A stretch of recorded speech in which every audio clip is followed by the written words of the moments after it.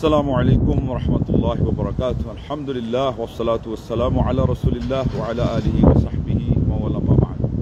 আমার সম্মানিত মুসলিম ভাতৃমণ্ডলী, প্রাণপ্রিয় শ্রোতা এবং দর্শক মণ্ডলী, আজকে আপনাদের সামনে এই আনন্দঘন মুহূর্তে আসলে বিশেষ করে যেটা করণীয়, শুধু এটাই বলার প্রসঙ্গ ছিল এবং ওইটাই নিয়ত ছিল, কিন্তু আসলে সেখানে যেহেতু দায়িত্ব যদি সাথে না যুক্ত করা যায় তাহলে অনেক সময় আনন্দটাকেই সঠিকভাবে প্রয়োগ করা হবে না বা তাকে ভিন্ন পথে এবং বিঘ্নতার দিকে নিয়ে যাওয়া হয়ে যেতে পারে, ইচ্ছায় অথবা অনিচ্ছায়। যেহেতু আনন্দের সময় মানুষ অনেক সময় ব্যালেন্স ধরে রাখতে পারে না, বিশেষ করে আমাদের বর্তমান প্রজন্মের যারা ইয়াং জেনারেশন, সেই জন্যে তাদের সামনে কিছু কথা আসলে বলা উচিত। প্রথম কথা হলো যে আল্লাহ রাব্বুল আলামিনের প্রশংসা, যে আল্লাহ পাক এই বিজয়ের জন্য তিনি গায়বী সাহায্য দিয়েছেন এবং সেই সাথে যারা এই কাজে অংশ নিয়েছিলেন তাদের জন্যও শুকরিয়া। আল্লাহ নবী সাল্লাল্লাহু আলাইহি ওয়াসাল্লাম বলছেন যে লা ইয়াশকুরুল্লাহ মান লা ইয়াশকুরুন নাস, যে মানুষের শুকরিয়া আদায় করতে পারে না সে আল্লাহ রাব্বুল আলামিনের শুকরিয়া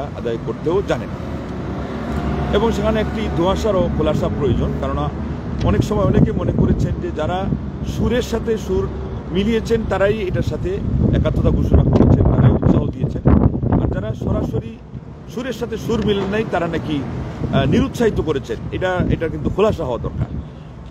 যারা নিরুৎসাহিত করেছেন বুঝে শুনে ভালোর জন্য এবং সঠিক পদ্ধতির কথা উপস্থাপন করতে গিয়ে তারা কোশ্চিনকালও নিরুৎসাহিত করেন নাই, তারা বলেছেন যে কোনটা কত সূক্ষ্ম এবং সহজ এবং সঠিক। যেমন আজকে প্রমাণ হলো যে এই পদ্ধতির কথাই তারা বলেছিলেন, যে ওইভাবে সরাসরি গিয়ে সেখানে মুখোমুখি হতে সহজে হয়ে গেলে আলহামদুলিল্লাহ, না হলে তখন সবাই মিলে একযোগে যে শক্তিটা একসাথে যেত, এই কাজটা ওই সময় হয়ে যেত, এত রক্ত ঝরানো লাগতো না। এবার চিন্তা করেন তাহলে কারা কত বেশি শুভাকাঙ্ক্ষী। এখানে আর আমার বেশি বলার দরকার নেই, যেহেতু এটা অনেক সময় সাফাই গাওয়া হয়ে যায়, আর অনেক সময় এটা জটিল না বুঝার কারণে এটা হয়। এটা আমি আজকে আপনাকে এই 1 মিনিটে বুঝাইতে পারবো না। তবে এটা বলার কারণ হলো এটাই যে মন্তব্য করার সময় আমরা একটু সাবধানী হই। আর এখন বিশেষ করে যে পরিস্থিতিতে আছি, এখানে আমরা মন্তব্য করলে নিজেদের মধ্যে যখন কাদা চুরাচুরি বাড়বে, তখন দূরত্ব বেড়ে যাবে, তখন আমরা আবার আমাদেরকে নিয়ে ব্যস্ততার মধ্যে ফেসে যাব, যেটা হলো আমাদের সফলতা, যেটাকে আমরা বলবো যে সার্থকতা ধরে রাখা এবং ওইটাকে বাস্তবায়ন করার মধ্যে বাধা সৃষ্টি হয়ে যাবে। সেই জন্য আপাতত যতটুকু বুঝার সুযোগ আছে বুঝার চেষ্টা করেন। বাকি আপনারা এই সামনে অগ্রসর হওয়ার জন্য এখানে যেগুলো বলা হবে বা পরবর্তীতে বলা হবে এগুলোর প্রতি লক্ষ্য রাখবেন। আল্লাহ রাব্বুল আলামিনের শুকরিয়া আদায় হলো কিনা, একটা সেজদা আমরা দিছি কিনা, যারা দেই নাই তারা এখনই সেজদায় শুকর দিতে হবে। কারণ হাদিসে আসছে আল্লাহ নবী সাল্লাল্লাহু আলাইহি ওয়াসাল্লামকে যখন কোনো ভালো জিনিসের সুসংবাদ দেওয়া হতো অথবা কোনো একটা খারাপ জিনিস অপসারিত হয়েছে, কোনো একটা বিপদ দুর্বৃত হয়েছে, এটা সম্পর্কে বলা হতো, তখনই খাররা সাজিদা, তিনি আল্লাহ নবী সাল্লাল্লাহু আলাইহি ওয়াসাল্লাম সেজদায় অবনত শিরে আল্লাহ রাব্বুল আলামিনের সামনে তিনি মাথা লুটিয়ে দিতেন। আবু দাউদ সহ ইবনে মাজাহ এবং অন্যান্য কিতাবে হাদিস আসছে। অতএব আল্লাহ রাব্বুল আলামিনের উদ্দেশ্যে সেজদা দেওয়া, এটা হলো আমাদের প্রথম করণীয় কাজ। 2 নম্বর হলো আল্লাহর শুকরিয়া আদায় করা। ওই দুয়ার শব্দ যদি মুখস্থ না থাকে তো অন্তত আলহামদুলিল্লাহ বলা, এবং এতে গিয়ে কি হবে, এটা আল্লাহর যে অনুগ্রহ সেটা প্রমাণিত হবে এবং আল্লাহ খুশি হবেন। আর দোয়াটা হলো মূলত যে কোনো নিয়ামত পেলে বলা আলহামদুলিল্লাহিল্লাযী বিনি'মাতিহি তাতিম্মুস সালিহাত, ওই আল্লাহর প্রশংসা যার অনুগ্রহে পূর্ণ কাজগুলো সুসম্পন্ন হয়। তো মূলত তাইলে আল্লাহ রাব্বুল আলামিনের অনুগ্রহই এখানে কাজ করেছে। এতদিন পরে হলো সবারই উন্মেষ ঘটেছে, সুদবুদের উদয় হয়েছে এবং আলহামদুলিল্লাহ শেষ পর্যন্ত এই পথ অপন্থা অবলম্বন করা হয়েছে।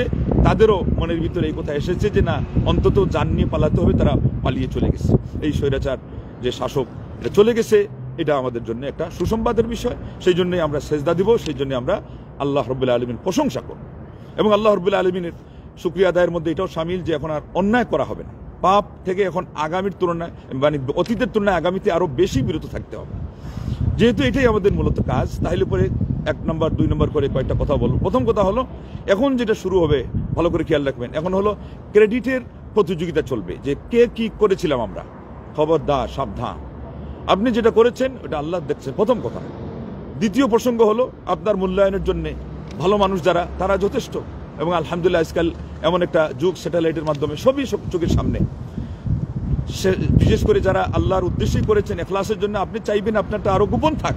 ইমাম শাফি রাহমাতুল্লাহ বলছেন, আমার আগ্রহ হয়, ইচ্ছা হয় যে সারা পৃথিবী আমার যত কিছু ইলম আছে এগুলোর থেকে উপকৃত হোক, আমার সম্পর্কে কেউ না জানুক। রাহিমাহুল্লাহ কত বড় একজন ইমাম ছিলেন, কত মহানুভব ছিলেন, কি বড় মনের মানুষ ছিলেন। এবং এই ধরনের কথা আমাদের সালাফদের মধ্যে অসংখ্য অগণিত, সেগুলো আমাদেরকে মনে রাখলে আমরা নিজেদেরকে ধরে রাখতে পারবো, কখন কোন মানসিকতা পোষণ করতে আমরা তখন সেটা জানতে পারবো। তো এখন কিন্তু এটা নিয়ে ঝগড়ায় লিপ্ত হয়ে গেলে সবাই সমাজকে ঠিক, দলের ঠিক, ব্যক্তিকে ঠিক, আর কিছু এগুলো নিয়ে তখন ব্যস্ত হয়ে যাবেন, তখন কিন্তু ওইদিকে আসল দায়িত্ব আমরা হারিয়ে ফেলব। তারপরে 2 নম্বর যেটা, এটা হলো খেয়াল রাখবেন সংখ্যালঘু আর বিশেষ করে হিন্দু, এটা একটা বিশেষ প্রসঙ্গ ইসলামের মধ্যে। তো এটা আপনারা সবাই জানেন কম বেশি, যে তাদের মন্দিরগুলো এগুলোর উপর আক্রমণ করা হবে না, মুসলিম ইতিহাসে এটা নাই। তারা এটা নিরাপত্তা দিয়েছেন আরো নিশ্চিতভাবে, এবং অন্যদের ইতিহাস আছে তারা মুসলমানদের মসজিদ এবং ধর্ম এবং কর্মের যে কাজগুলো, আমাদের স্থাপনা স্থপতি তারা ভাঙচুর করেছে, অনেক কিছু করেছে। মুসলমানদের ইতিহাসে কিন্তু সেটা নাই। এখন আপনারা এই ইতিহাস কিন্তু যুক্ত করবেন না, আমাদের ইতিহাসে পবিত্র একটা যে ইতিহাস, এটাকে কিন্তু কলুষিত করবেন না। কারণ এখন কিন্তু এটা তারা এই মুসলমানদের নামেই মানুষের সামনে এটা উপস্থাপন করবে। আর আমাদের এই পুরা পরিস্থিতি কিন্তু সারা বিশ্বের নখদর্পণে, বিশেষ করে এখন তাদেরই মদতপুষ্ট এবং কুফরু মিল্লাহ ওয়াহিদা, আল কুফরু মিল্লাহ ওয়াহিদা হিসাবে কুফুরি যে করে অথবা কুফুরির কাজ করে, তারা কিন্তু সবাই তার সাথে মনে প্রাণে এক ছিল। এরা তুলনামূলকভাবে যার মাধ্যমে তাদের কাজ বেশি হয়েছে, তারা কিন্তু এখন হতাশাগ্রস্ত আছে। এখনই তারাও আরো খুঁজবে যে হ্যাঁ মুসলমানরা কোন জায়গায় দাঙ্গা হাঙ্গামার কাজ করলো, বিশেষ করে সংখ্যালঘুদের ক্ষেত্রে তারা কি আচরণ করলো, এটা তারা খোঁজ তালাশ করবে। সেই সাথে আবার গুজবও ছড়ানো হচ্ছে। একটা মন্দিরে আমাদের কেউ সেখানে আলহামদুলিল্লাহ একটা পাথরও ছুঁড়ে মারে নাই, এখানে ইয়ে করা হচ্ছে, ফেসবুকের মধ্যে প্রচার করা হচ্ছে যে এখানে মন্দিরে আগুন দেওয়া হচ্ছে। কিন্তু কোনো কোনো জায়গায় একজন বলছে যে আমরাও আন্দোলনে শরিক ছিলাম, তো আমাদের বাসায় আগুন দেওয়া হচ্ছে কেন? এটা যদি সত্য হয়ে থাকে আমরা বলবো খবরদার, সাবধান, এই কাজ যেন কেউ না করেন, কেউ এইটা না করে। এটা করার কারণে আপনার কিন্তু এই যে সফলতা, আপনার সামান্য আচরণের কারণে এটা চলে যাবে কিন্তু বিপরীত দিকে গড়িয়ে যাবে, এবং এটা তো ইসলামের মধ্যে নাই। এবং যারাই যত বেশি আদর্শিক তাদের এর আচরণে এটা আসতে পারে না। আমরা আশা করি এই আন্দোলনে যারা অংশ নিয়েছিলেন, যারা ভূমিকা রেখেছিলেন শিক্ষক হিসাবে, ছাত্র হিসাবে, ছাত্রদেরই ভূমিকা বেশি, এবং সমন্বয়ক হিসাবে কেউ হয়তো সংখ্যায় কম, কারো উল্লেখ হচ্ছে কম, কিন্তু আপনারা জানেন না ভিতরে ভিতরে হয়তো এমনও কিছু মানুষ আছেন যাদের ভূমিকা কিন্তু অনেক বড়। এমনও হয়তো কেউ আছেন যে এই গত রাতে তাহাজ্জুদের সালাতে দোয়া করেছেন, আল্লাহর কাছে কান্নাকাটি করেছেন, অনেকেই তো করেছেন। আলহামদুলিল্লাহ, হতে পারে এইটা কাজ লেগেছে, যদি কবুল হয়। তা না হলে হাতিয়ার হিসাবে সবচেয়ে শক্তিশালী, দোয়া অপেক্ষা শক্তিশালী অস্ত্র কিন্তু কিছুই নাই। তো এইটা যারা করেছেন আল্লাহ রাব্বুল আলামিন তাদের খবর জানেন। তো সেই জন্য আপনারা নিজেদের পক্ষ থেকে আমি আপনাদের কাছে আশা রাখবো, মন্তব্যের মধ্যে যখন আমরা একটু বাড়াবাড়ি করি, তখন কিন্তু এমন হতে পারে যে আমরা বেইনসাফি করে ফেলবো। এমন কিছু মানুষ আছেন যারা অন্তর দিয়ে আমাদের সাথে, যারা ওই ময়দানে শরীক হয়েছিলেন, তার চেয়ে আরো আগে ছিলেন, আরো বেশি তারা নিবেদিত প্রাণ হতেন ওখানে থাকলে। আমরা তখন তাদেরটা যদি স্বীকৃতি জানাই, নাশুকরি হয়ে গেল। আর মানুষের নাশুকরি হলে আল্লাহর নাশুকরি হয়ে যাবে। বিশেষ করে এখানে হয়তো পরে ভুলে যাবো, প্রাসঙ্গিকভাবে কথা আসছে প্রসঙ্গত আমাদের যারা প্রবাসী ভাইরা, অভিবাসীরা, তারা যে কি পরিমাণ আন্তরিকতার পরিচয় দিয়েছেন। সিদ্ধান্তে এক একজনের একটা দৃষ্টিভঙ্গি ছিল, কিন্তু এই কাজটা হোক, এই স্বৈরাচারী সরকার সরে যাক, এই ক্ষেত্রে তাদের যে কি আপনার মানসিকতা, এটা তো আপনারা ফেসবুকে দেখেছেন বিশেষ করে।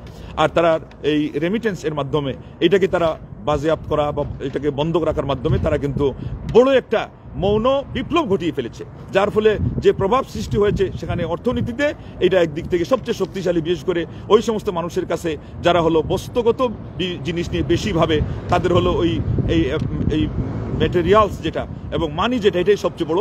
সেই জায়গায় যেহেতু ধাক্কা লেগেছে, মায়ের খেয়েছে, এখানে কিন্তু আপনাদের প্রবাসী ভাইদের একটা ভূমিকা তাহলে ধরতে হবে, অনেক বড় গুরুত্বপূর্ণ সেখানে ভূমিকা ছিল, তাদের কথা আপনারা ভুলে যাবেন না।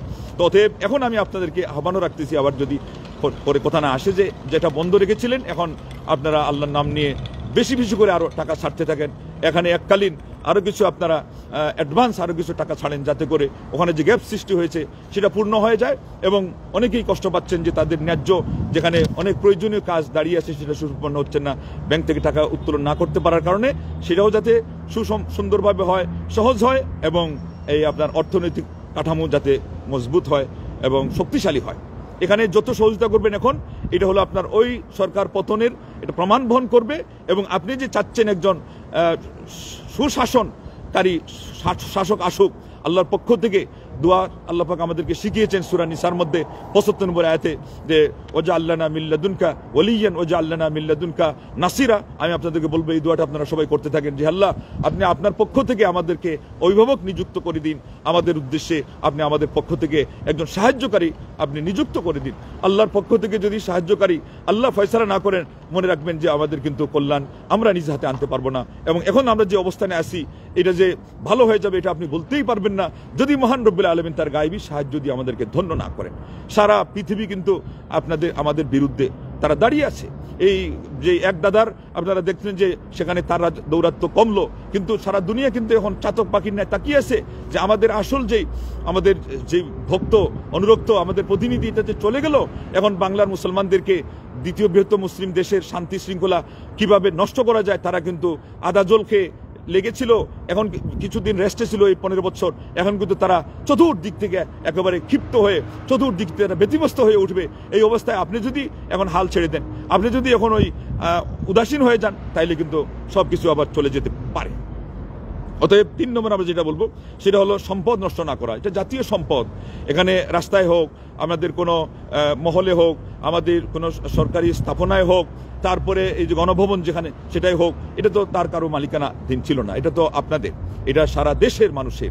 অতএব এটা যে একজন করে নিয়ে চলে যাচ্ছেন এবং সারা পৃথিবী দেখতেছে, তখন কিন্তু আপনাদের এটার কারণে আল্লাহ নারাজ হবেন, কারণ এটা অনধিকার চর্চা। এবং এই প্রথমেই আমরা এটা পেলাম, আল্লাহ শুকরিয়া আদায় করা ছিল আমানতদারিতা বজায় রাখার মাধ্যমে। অন্য কোনো দিকে আমাদের ভ্রুক্ষেপ যাবে না। আমরা শুধু চাচ্ছি যে আমাদের অধিকার আদায় করা, আমরা চাচ্ছি যে ন্যায় নিষ্ঠা প্রতিষ্ঠা করা, আমরা চাচ্ছি এই দেশে নিরাপত্তা নিশ্চিত করা। তো একটা চেয়ার এবং একটা টেবিল, একটা এই জিনিসের লোভ যদি সামলাতে না পারি তবে তো সমস্যা। আমাদের ওই সময়ও যেটা কাজ করেছে, আমি পুরা বিশ্বাস করি যে এই দিনগুলোতে যেমন মা বোনরা তারা বলেছিল যে আমাদেরকে তারা এত নিরাপদে সেফ রেখেছে, আপুরা আপনারা নিরাপদে থাকেন। তারা তো পর্দার বিধান তো জানে না, এটার ক্ষেত্রে তো লক্ষ্য রাখে না, কিন্তু ইনাদের জানের হেফাজতের জন্য তারা যে এটা করেছিল, তাইলে এইগুলো বিজয়ের কারণ। যতটাই আপনি আল্লাহকে খুশি করার কাজ করবেন, নিজের সততার পরিচয়ের কাজ করবেন, এটাই কিন্তু বুঝবেন যে আমাদের আল্লাহর পক্ষ থেকে বিজয় আসারও কারণ এবং বিজয়টা টিকে থাকারও কারণ। কিন্তু এর বিপরীত যদি করা হয়, এটা কিন্তু খারাপ একটা আচরণ এবং খারাপ সিন, এবং এটার কারণে না জানি আরো কত কিছু আমাদের উপর আবার ঘুরে আসে। এটার জন্য খুব ভালো করে আপনাদেরকে চিন্তিত থাকতে হবে এবং সবাইকে সচেতন থাকতে হবে। এবং ওই যে বললাম আগ থেকে আমাদের কিছু নোট, এটা এই কারণেই যে গাইডলাইন থাকা দরকার, কে কমান্ড দিবে, অন্যরা সবাই কমান্ড মানবে। এই যে এখন ওখানে যাওয়ার পরে খাওয়া দাওয়া না হয়েছে, ঠিক আছে, ওইটা তো নষ্টই হতো না খাইলে, কেউ গোসল করেছে করুক, সমস্যা নাই, কিন্তু ভাঙচুর করা অথবা এই যে আপনার কিছু জিনিস নিয়ে আসা, এটা তো ঠিক, এটা অন্যায় হয়েছে। এটা আমি অনুরোধ জানাবো এখানে যারা বিশেষ করে সমন্বয়ক ছিলেন, আপাতত যদিও বা অন্তর্বর্তীকালীন কোনো সরকার এখনো যদি নির্ধারিত না হয়ে থাকেন, নিযুক্ত না হয়ে থাকেন, তাইলে যারা এই আন্দোলনে সমন্বয়ক হিসেবে দায়িত্ব পালন করেছিলেন, তাদের দায়িত্ব হলো এই সমস্ত আমাদের ছাত্র ভাইগুলোকে, আমাদের কচিকাচাদেরকে, আমাদের ছেলেদেরকে উপদেশ দেওয়া এবং তাদেরকে এই সমস্ত কাজ থেকে বিরত রাখা, যেগুলো নাশকতামূলক কাজ এবং যেগুলো হলো অন্যায় এবং হস্তক্ষেপ করার কাজ। 4 নম্বর সেটা হলো যে মূর্তি ভাঙবেন, অবশ্যই মূর্তি সবগুলো ভেঙে দিতে হবে নির্বিশেষে। এই ছবি আসে বলে ভাঙবো, আরেকটা ছবি আসে বলে ভাঙবো না, ইসলাম তো সেটা বলে নাই। মূর্তি মানেই হলো এটা আল্লাহ নবী সাল্লাল্লাহু আলাইহি ওয়াসাল্লাম এটা মেছাকার করে দাও, সমান করে দাও, একটাও এখানে ছেড়ে দেওয়া যাবে না। তো এইটা একটা সুবর্ণ সুযোগ, এবং সবগুলোকে ভেঙে খান করে দেন। কিন্তু কোনো ব্যক্তির প্রতিকৃতি দিয়ে যে ছবিটা আছে, সেখানে আমাদের কিছু ছোট ছেলেরা যদি জুতা পিটা শুরু করে দেয়, এটা কিন্তু হবে না, এটা সঠিক নয়। কেননা এখানে তারা ওই ব্যক্তি হিসাবেই তো ছবিটা এখানে ধারণ করেছে। আমাদের এই ব্যক্তি হিসাবে বিশেষ করে এখন ইনি তো খারাপ করেছে, তার পিতার উপরে তো আসলে দেশের মানে ওই রকম কোনো মানুষের কোনো ক্ষোভ সেই রকম নাই। উনি যেদিন ঘোষণা দিয়েছিলেন যে এক নেতার এক দেশ, শেখ মুজিবের বাংলাদেশ, তখন যে যাওয়ার হয়ে গেছিল। কিন্তু এছাড়া তো তিনি যে দেশ স্বাধীনের কাজে ভূমিকা রেখেছেন, প্রধান ভূমিকা, এটার উপরে তো কারো কোনো আপত্তি নেই। এবং জাতির পিতা শব্দটা সঠিক নয়, কিন্তু উনি আমাদের দেশের ওই সময়কার তৎকালীন সময়ের সরকার ছিলেন, দেশ স্বাধীনে উনি প্রধান ভূমিকা রেখেছেন। এবং যে কোনো দিক থেকে একজন মানুষ হিসাবে এই জুতা পিটা করা, এটা কিন্তু সমীচীন নয় কোনো দিক থেকে। এগুলো কিন্তু ভালো কিছু বয়ে নিয়ে আসবে না, কারণ এগুলো সব মনিটরিং করা হচ্ছে। আর আমাদের সবচেয়ে বড় কথা হলো ইসলামে যে জিনিস যেভাবে আমাদেরকে করতে বলেছে সেটাই করবো, যেটা করতে বলে নাই আমরা সেটা থেকে অবশ্যই বিরত থাকবো।